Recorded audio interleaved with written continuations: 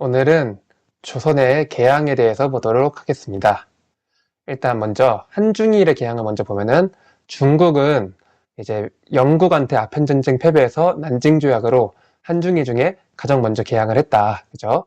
그리고 일본은 페리제독의 통상 요구. 그죠? 페리제독이 멀리서 대포를 빵빵 쏘면서 개항할 때까지 쏜다. 개항할 거야 말 거야. 이러니까 어쩔 수 없이 개항을 한 게 미일 화친 조약이고, 일본은 그때 이후로 우리가 빨리 바뀌어야겠다 싶어서 메이지 유신을 통해 대대적인 개혁을 실시를 하죠. 그래서 개혁을 실시해서 일본은 지들이 서양 사람한테 당한 거를 항상 조선한테 똑같이 써먹어. 그래서 이 조선은 흥선대원군 때 통상수교 거부를 하다가 1873년에 흥선대원군이 하야를 했죠. 그리고 나서 운요 사건이라고 해서 똑같이 대포를 뻥뻥 쏜 거예요. 그렇게 해서 이제 결국 강화도 조약을 맺었다. 그래서 오늘은 강화도 조약을 보도록 하겠습니다. 배경은 최익현의 상소로 대영군이 하야를 했죠. 그러고 나서 운요 사건으로 이제 강화도 조약이 체결이 됐는데 조일수호조교라고도 하죠. 그 내용은 1, 4, 70 4가지가 중요하다고 했습니다. 그래서 조선은 자주국이다. 그리고 세계의 항구를 개항한다. 그래서 부산, 원산, 인천 순서대로 개항을 했죠. 그리고 해안 측량권을 허용한다. 그리고 치해법권, 영사재판권을 인정한다 해서 짜게치 이렇게 요약을 했죠. 자게해치, 짜게치, 짜게치 이렇게 요약을 했다.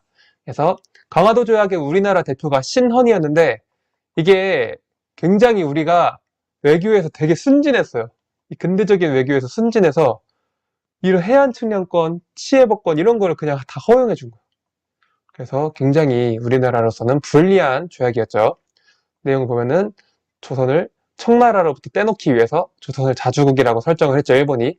그리고 세계 항구를 개항을 하고, 그리고 해안 측량권 이걸 허용하면 안 돼. 그냥 조선은 우리 해안 재고 싶어? 뭐 과학 시간은 숙제야? 뭐 이런 느낌이었어요. 하지만 이순신 장군이 임진왜란 때 노량에서 승리하고 명량에서 승리하고 이런 것들이 다 해안 측량이 제대로 되어 있기 때문에 우리가 이긴 거잖아요. 지리적 이점을 살려서. 근데 이거를 다 허용을 해주니까 나중에 청일전쟁, 러일전쟁 때 일본이 이길 수밖에 없는 하나의 원인이 됐죠, 이게. 해안 측량권.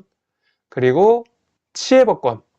일본 사람들이 우리나라에서 범죄를 저질러도 우리나라는 처벌을 못하고 일단 일본으로 데려가서 일본인들이 재판을 한다. 이게 뭐야? 우리나라 사람 다 죽여놓고 일본 사람이 재판하면 막 그냥 뭐 훈방 조치하고 뭐 이럴 거 아니에요? 그렇기 때문에 굉장히 불리한 조약이었다. 그죠? 불평등 조약이었어요. 강화도 조약. 그래서 강화도 조약을 맺고 부속 조약을 맺었는데 조일수호조교 부록이 있다. 그래서 우리가 세계의 항구를 개항한다고 했으니 그 개항장에서 일본 화폐를 사용하게 해달라. 일본 사람들 개항했으니까 해달라. 일본의 요구예요. 그리고 개항장에서 일본인의 거류지를 설정해달라. 그래서 간행이정 심리라 그래서 일본인들이 상점도 차리고 숙박도 하고 잠도 잘 수 있는 일본인의 어떤 일본인 타운, 니혼진 타운 이런 거를 만들어 달라고 했다. 그런 거예요. 그리고 조일 무역 규칙이라는 게 있는데 이 무자를 기억하시면 쉬워요. 산무계약이라고 하면 산무계약. 그래서 양곡의 무제한 유출 허용. 우리나라 쌀이 목표였죠. 일본인들은. 왜? 지금 회를 떠먹었는데 밑에다 밥을 깔고 초밥을 만들고 싶은데 밥이 없어. 그래가지고 양곡의 무제한 유출 허용. 그리고 무관세. 그리고 무항세. 일본 선박의 어떤 주차비 면제 같은 거예요. 항세 면제. 그래서 우리가 또 순진했던 게 관세가 뭐 필요한가? 그래, 관세 하지 마. 이랬다가 또 피보죠, 엄청. 그렇기 때문에 이 국제 무역을 할 때 우리나라가 얼마나 순진했는지 알 수 있는 부분이에요. 그러니까 뭐 하늘천 따지만 하고 있는 게 아니라 어떤 좀 실질적인 거에 귀를 기울이고 좀 세계 정세도 파악하고 이렇게 열려 있어야 되는데 선비들 맨날 하늘천 따지만 하고 있으니까 요 꼴이 났다. 그죠? 그래서 요게 이제 강화도 조약의 부속 조약이었습니다. 그리고 나서 조미수호 통상 조약이 체결이 된다. 미국과 조선이겠죠. 이 배경은 2차 수신사 김홍집이 조선책략이라는 책을 가져온 거예요. 이게 뭐냐면은 2차 수신사가 뭐냐? 우리나라가 이제 일본이랑 조약을 해서 서로 이제 외교관을 파견을 한 거예요. 그래서 2차로 갔었던 수신사 김홍집이 일본에 갔다가 황준센이라는 사람의 조선책략이라는 책을 들고 온 거예요. 그래서 이 책에 뭐라고 써있냐? 조선은 지금 위기다. 왜?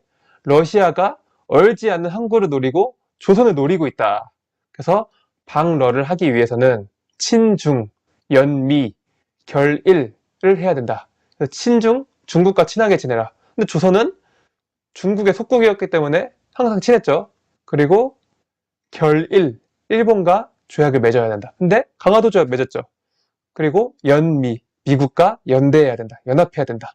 그래서 미국이 남았네. 미국과 조약을 체결해야겠구나. 뭐 이런 생각이 든 거예요. 이 조선 책략 때문에.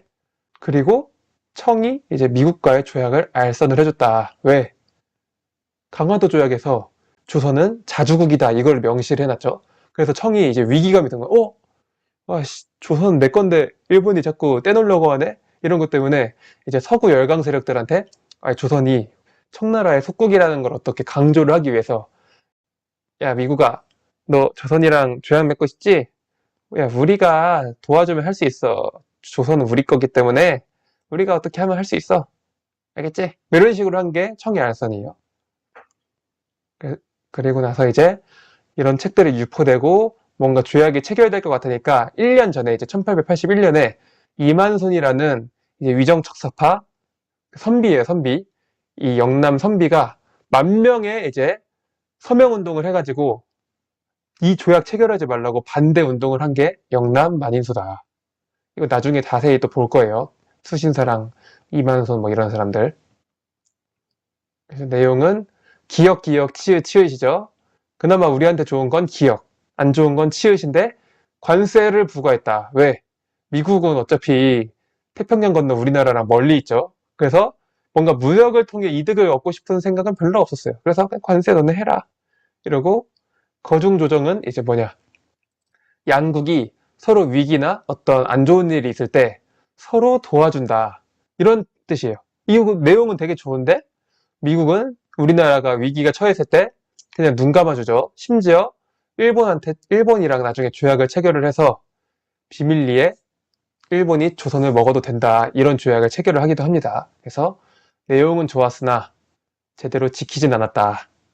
그리고 치해법권, 미국인들도 이제 우리나라 왔을 때 범죄 저질러도 우리가 처벌을 못한다.